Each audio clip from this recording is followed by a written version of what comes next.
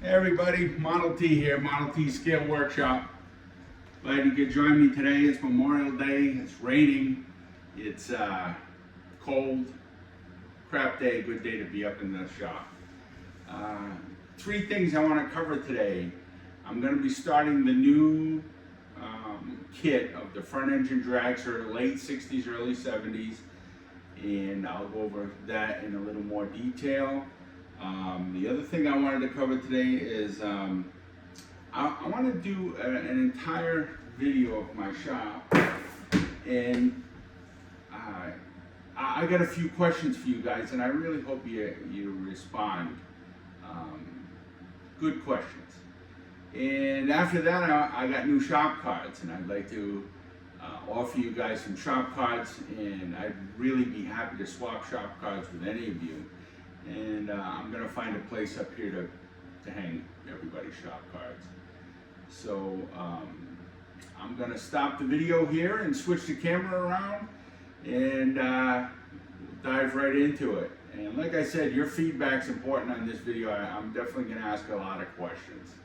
So here we go. All right, let's get this party started. As you can see, I got a couple models here on the workbench, and these are the two that I'm going to use to build the late 60s, early 70s dragster. I really like the body on and the chassis on this particular dragster, the Ivo dragster, the AMT one. And I've talked to a lot of people, watched a lot of videos, done a lot of reading about this particular model. Has a really super Hemi in it. It's supposed to look really nice. I haven't even opened the box yet. So as you can see, this is this model is 1/25th scale. I'm sorry, this model is 1/25th scale, and this model is 1/24th scale. I'm going to squeeze that big motor into that chassis, and I think it's going to give the look exactly that I'm looking for. It'll be a subtle difference. It's 4% larger than the other motor, just to be exact, but when you look at it, I'm hoping for a really subtle difference, just enough to make you say, wow, that motor really stands out, because the motor is the meat and potatoes of this model kit. It's what you're looking at. Don't get me wrong, I'm gonna have to do a great paint job, because it's got that really swoopy body on it. I'm gonna have a body, but I don't like the canopy on the back of this one that goes over the roll cage. So I'm gonna find a way to open that up, and if I have to add a third kit, I might. So gonna have a lot of aftermarket parts on this build, and like I said, a lot of kit bashing, and who knows, maybe I'll have to fabricate a couple of parts, but nothing too crazy. What else did I want to go over on this? Like I said, I'm stealing the best pieces from both kits to make up a good one. As far as the livery goes on this, I'm also undecided if I want to make it after if I want to make it a replica of a car that actually competed at some point in the NHRA, or if I want to do some fantasy car that, something maybe I would have liked. And that's the way I'm leaning right now. Probably going to go with something I would have came up with. So there's that. I'm looking for advice on that. And if anybody wants to give me some advice, I'm willing to listen. And let's see what else. Yeah, that's about it for this portion of the video. And like I said in the beginning, I'm going to take the camera now and zoom around the shop and ask a couple questions to you guys. So I'm always open to advice and constructive criticism. Let me know what you guys think of this project. I'm going to start opening these boxes today, and I might have some glue and some plastic stuck together by this evening. So yeah, definitely looking for your advice. Thank you. All right, so this is a quick view of my workshop. This is, imagine you're walking in the door. The reason for this video is not so much that I want to show off my workshop, but I need some advice. So please get back to me on some advice, and I'm open for anything. So walk in the door. Over here to the right, I have a couple of chairs and a painting that I've been working on for years. And just a sitting area. Nothing big over here. And this is, I just turned around 360 degrees.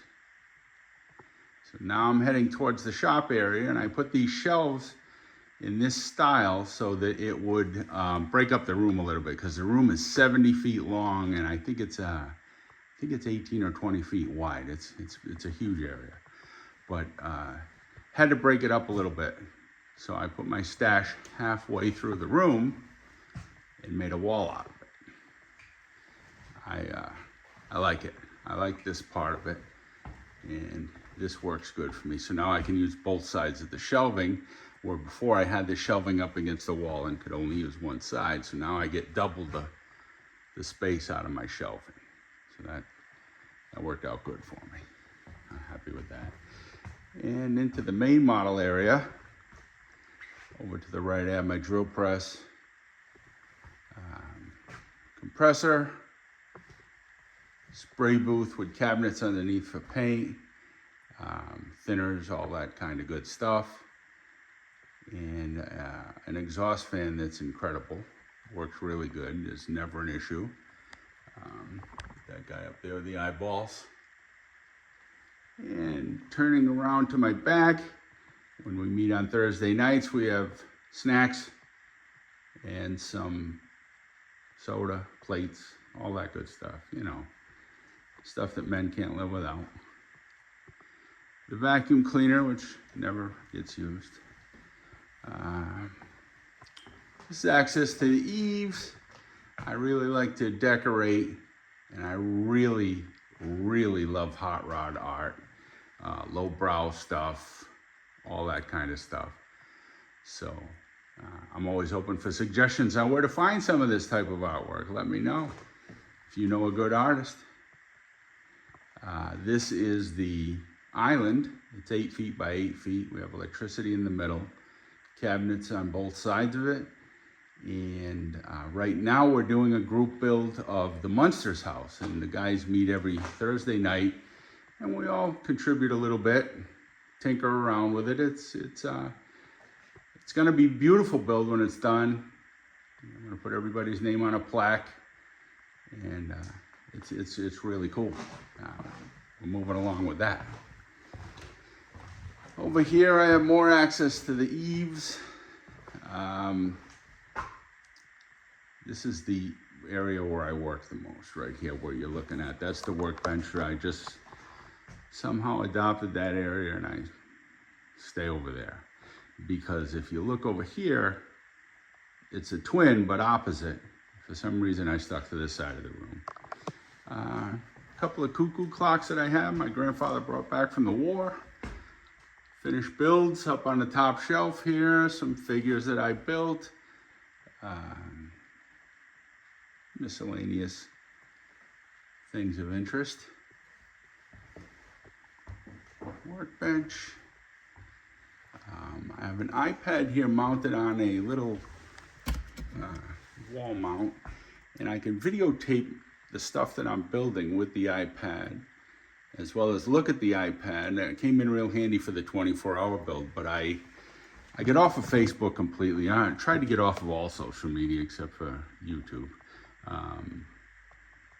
So I don't do the 24-hour build anymore, which is a real bummer. I loved it. I did it for a lot of years.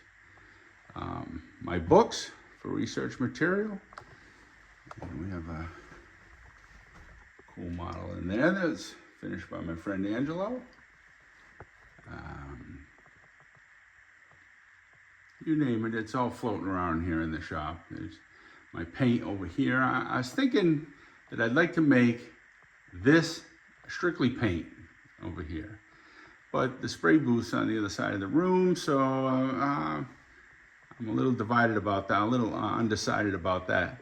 But this large gray area right here behind the workbench, I think is screaming out to be divided up into little shelves. And room for all my stuff. Right now you can see I keep everything in coffee mugs. And when I built the chopper, I couldn't, every time I put down something, it took me 10 minutes to find it again. You know, even if it was a hobby knife or a paintbrush, it just couldn't keep track of everything. So I'm thinking a more organized area behind the workbench right here. Maybe get rid of this 3-tiered shelf. It's handy, but it's not enough. I think I need to have more cubby holes and shelves and stuff like that. Something that probably looks a little better in there too. And back over to here, we got the TV that I always stare at. Take time away from my building. All kind of junk up here.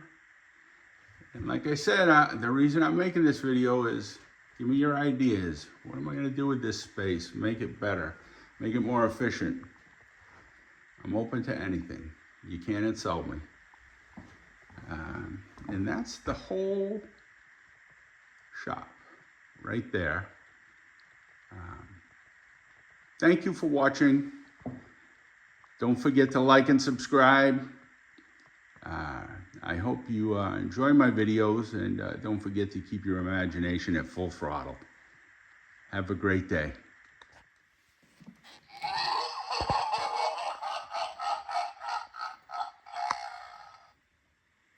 Ah yes, last but not least, the shop card. Right here is my shop card. If you would like one, I would love to trade with you. Just all you have to do to get one is drop me an email right here at this address. And I'll be sure to get one out to you. Hopefully see yours in the mail as well. You guys have a great day.